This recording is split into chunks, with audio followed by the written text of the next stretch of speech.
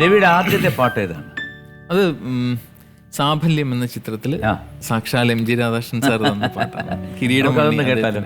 പൊന്നൂലപ്പന്തലിൽ വേളിപ്പെണ്ണായെന്റെ സ്വയംവര രാജകുമാരി വരുമോ, ആവണി താമരമാലയിടും ഞാൻ അരമന മണിയറക്കിളിയായി മാറും, സ്വപ്നത്തിൻ കൂടാരം തീർക്കും ആതിരാത്തോണിയിൽ നീയൊന്നു വരുമോ, പൊന്നൂലപ്പന്തലിൽ വേളിപ്പെണ്ണായെന്റെ സ്വയംവര രാജകുമാരി വരുമോ, ആവണി താമരമാലയിടും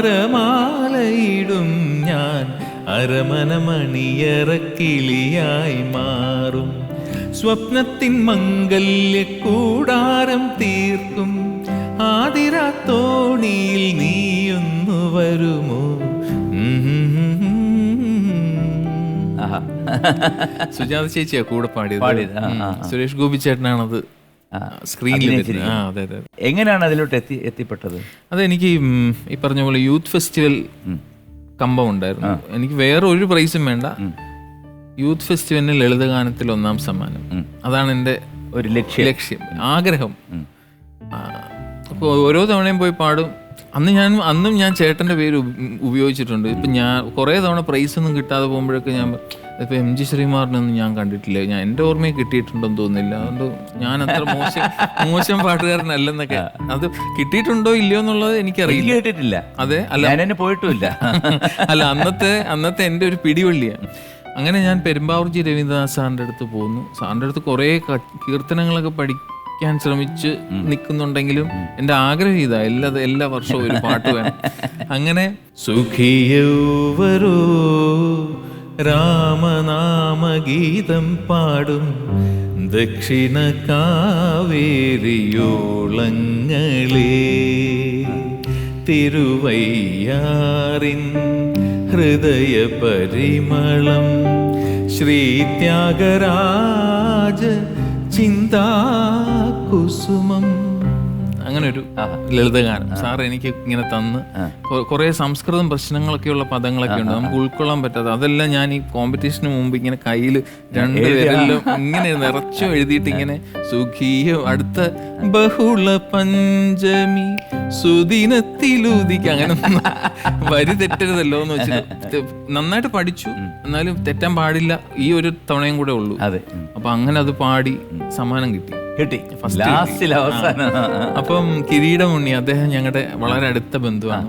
അപ്പൊ നീ ഒരു കാര്യം ചെയ്യാതൊന്ന്, എൻ്റെ കമ്പോസിങ് ഒക്കെ നടക്കുന്നുണ്ട്, രാധാകൃഷ്ണൻ ചേട്ടനും കൈതപ്പുറം തിരുമേനിയും ഉണ്ടെന്നൊക്കെ പറഞ്ഞു. അങ്ങനെ കമ്പോസിങ് സ്ഥലത്ത് ഞാൻ പോയി ഒരു 4 ദിവസം ഇങ്ങനെ ഇരുന്നു. അപ്പൊ 4 പാട്ടുണ്ടല്ലോ.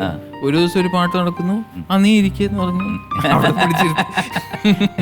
ഗോപൻ ചേട്ടനാണ് കൂടുതലും പാടുന്നതും, കണ്ണൻ ചേട്ടനും ബെന്നി ചേട്ടനും ഒക്കെ സീക്വൻസ് അതൊക്കെ ചെയ്യുന്നുണ്ട്.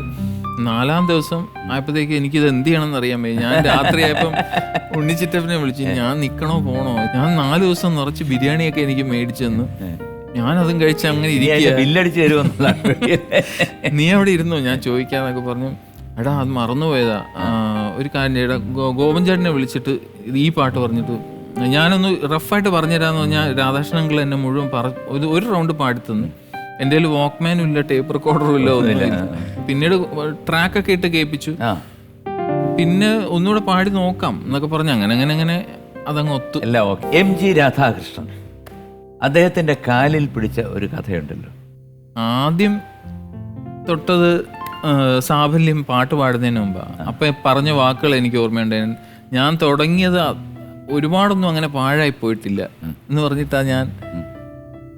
അതാണ് എനിക്ക് കിട്ടിയ അനുഗ്രഹ വാക്കുകൾ, ആ സമയത്ത് തന്ന വാക്കുകൾ. രാധാകൃഷ്ണന്റെ ലാസ്റ്റ് എബ്രോഡ് ഷോ എനിക്ക് തോന്നുന്നു ദുബായിലാണ്.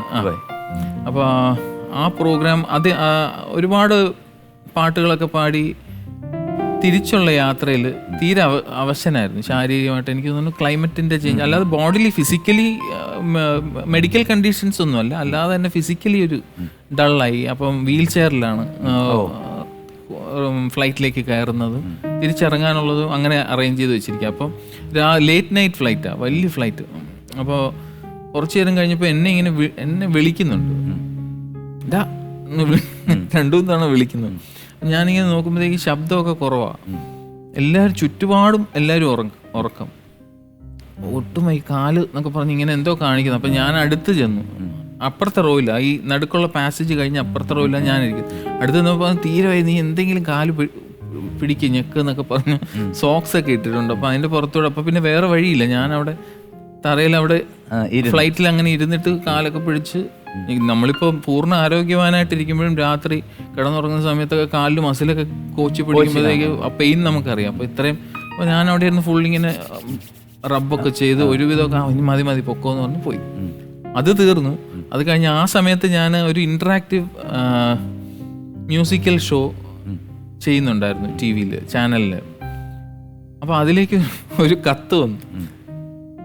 ചാൻസിന് വേണ്ടി ആകാശത്ത് വെച്ച് ഒരു തുടക്കക്കാരൻ്റെ പാദസേവ എന്ന് പറഞ്ഞു. അന്നേ ഉണ്ടോ ഇത്? അതെ, ഒരു കത്ത് ഇങ്ങനെ എഴുതി വരുന്ന കത്ത് പോസ്റ്റ് ചെയ്തിരിക്കുക. എന്തോ ഒരു പേരും വെച്ചു. ആ പേര് തീർച്ചയായിട്ടും ശരിയാവാൻ ചാൻസ് ഇല്ല എന്നുള്ളത് കൊണ്ട് പേരൊന്നും നോട്ട് ചെയ്തു. പക്ഷെ കത്ത് ഞാനും കൊണ്ടുവന്നു. രവി എങ്ങനെയാണ് ഈ കല്യാണത്തിലോട്ട് വന്നത്? എൻ്റെ ജൂനിയറാണ് എൻ്റെ വൈഫ്. ഇപ്പോൾ ഞാൻ 4th ഇയർ പഠിക്കുമ്പോൾ അവിടെ ഫസ്റ്റ് ഇയർ ജോയിൻ ചെയ്തു. പരിചയപ്പെട്ടു. നല്ലവണ്ണം പരിചയമുണ്ട്. ഇടയ്ക്കിടയ്ക്ക് കാണും, സംസാരിക്കുകയൊക്കെ ചെയ്യും.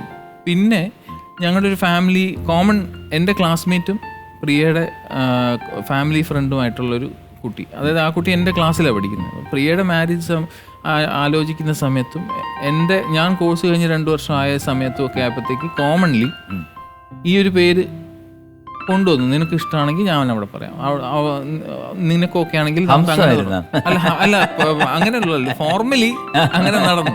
അങ്ങനെ ചർച്ച ചെയ്തു. പിന്നെ ആരെങ്കിലും ഒക്കെ ചോദിക്കും, അപ്പോൾ പിന്നെ പ്രണയം അല്ലെന്ന് അങ്ങനെ ഉറപ്പിക്കാൻ വരട്ടെ എന്നൊക്കെ പറയുമ്പോൾ ശരിയാണെങ്കിൽ നിങ്ങൾ അങ്ങനെ പറയുന്നേ പറഞ്ഞോ എന്ന് ഞാനും പറയാറുണ്ട്. ശ്രീ പത്മനാഭന്റെ ഉറക്കുപാട്ടായ സ്വർണഭൂഷിതം ഒന്ന് കേട്ടാലോ? സ്വർണഭൂഷിതം പത്മനാഭം ശങ്കരപ്രിയം സാധുരക്ഷണം നിത്യസുസ്മിതം ദിനകരസമം പാഹി മാം സദാ ശ്രീപത്മനാഭം. സ്വർണഭൂഷിതം പത്മനാഭം ശങ്കരപ്രിയം സാധുരക്ഷണം നിത്യസുസ്മിതം ദിനകരസമം പാഹി മാം സദാ ശ്രീപത്മനാഭം. അതിങ്ങനെ കുറച്ച് ലെങ്തി ആയിട്ട് ഇത് ഇറക്കാൻ പുറത്തേക്ക് വരാൻ കാരണം ആ സമയത്താണ് ഇത് സ്വർണത്തിൽ പൊതിഞ്ഞതാണ് എന്നൊക്കെയുള്ള ഒരു തിരിച്ചറിവ് പൊതുവെ പൊതുസമൂഹത്തിനുണ്ടായത്. ആ സമയത്ത് ഇറക്കിയത്. ബ്യൂട്ടിഫുൾ. Thank you.